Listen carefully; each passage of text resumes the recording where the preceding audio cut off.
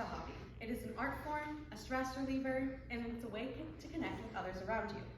Did you know, in World War I and World War II, crochet was used by soldiers and citizens alike to support the war effort and to relieve stress.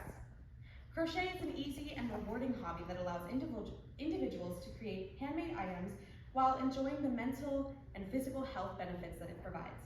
Today we will discuss, first, the basics, tools, and techniques that you'll use when learning how to crochet. Next, the health benefits that come with crochet. Then, how to start your first project. I've been crocheting for several years, and I've created anything from scarves to blankets. Through research and experience, I've learned the best ways to begin and the best ways to use your benefits. To begin, you'll only need a few supplies, like a hook, yarn, and scissors, and sometimes a crochet, a tapestry needle, depending on the project. Hooks come in many sizes, but larger is normally easier for beginners. The most common stitches you'll see in projects are chains, single crochets, and double crochets.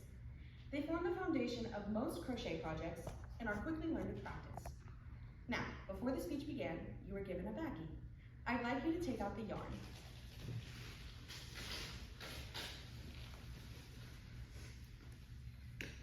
I'm going to teach you how to make a simple slip knot. So, once you have your yarn in hand, you'll want to take an end in one hand and then the part of the working yarn. The working yarn is the yarn that's connected to the rest of the yarn. You'll want to take the working yarn and cross it over the end and make a cross like this. Then, you'll take your pointer and your thumb. While holding firmly onto the cross, you'll take your pointer and thumb and pull the working yarn through this loop. To tighten, you'll want to hold your end and the loop and pull. Great. Now I want you to take your hook out of your bag.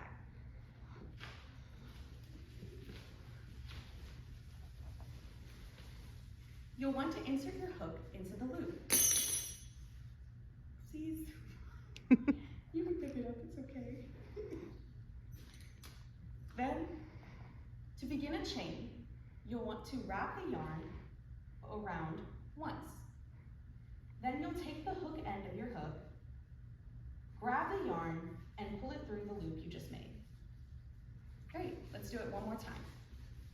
You'll wrap the yarn, take the hook end, pull through the loop. This wrapping of the yarn is something we call a yarn over. That's how I'll describe it for the rest of this. You'll want to make 3 more chains. 1, 2, and 3.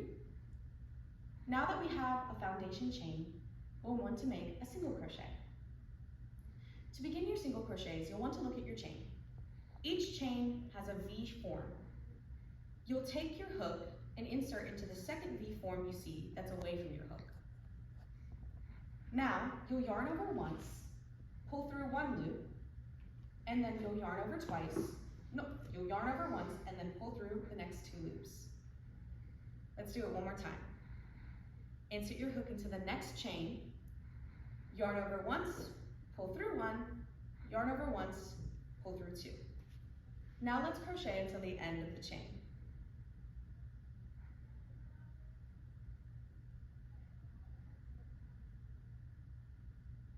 Great, now we've made our first row of single crochets together.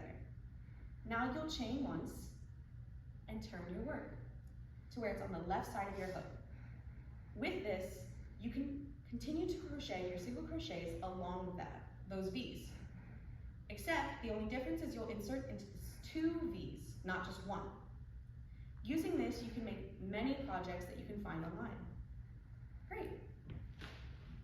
Next up, you'll want to understand the yarn weight and the different fibers that you use with your yarn. There are fibers like wool, cotton, and acrylic. They offer varying textures and flexibility with your different projects. Now that we know the basics, let's talk about the benefits that crochet offers. Crochet reduces stress and anxiety and promotes mindfulness and relaxation. Studies show that repeated hand movements with crochet regulate nervous systems and reduce cortisol levels. It improves motor skills, hand-eye coordination, beneficial and is beneficial for recovering from injuries or managing conditions like arthritis. It reduces the risk of cognitive decline. According to the National Institute of Aging, mentally challenging hobbies such as crochet show slower rates of memory loss. Crochet also fosters social connections. Crochet groups allow bonding over projects and experiences and enhance your social well-being. Now let's talk about how and where to begin. For your first crochet project, you'll want to choose a beginner-friendly project, such as a scarf or dishcloth. Patterns labeled as beginner with step-by-step tutorials are best.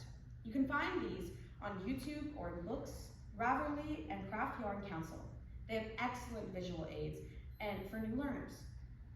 You'll want to practice consistently to gain new skills. Then, once you feel ready, you'll want to move on to more challenging projects, such like blankets and garments. You'll want to try different hooks and yarn sizes. Find what works best for you. I found that with many beginners, a medium weight yarn with a 5mm hook, specifically ergonomic hooks that have grips, are best. Now let's wrap up what we've learned today. Today we've discussed first the basics of crochet, the tools and techniques you'll use, next the benefits of crocheting for mental and physical health, and finally, how to start your first project. Crochet is more than yarn and hooks. It is a way to express creativity, relieve stress, and create handmade gifts for loved ones. So, why not pick up a hook today and start your crochet journey?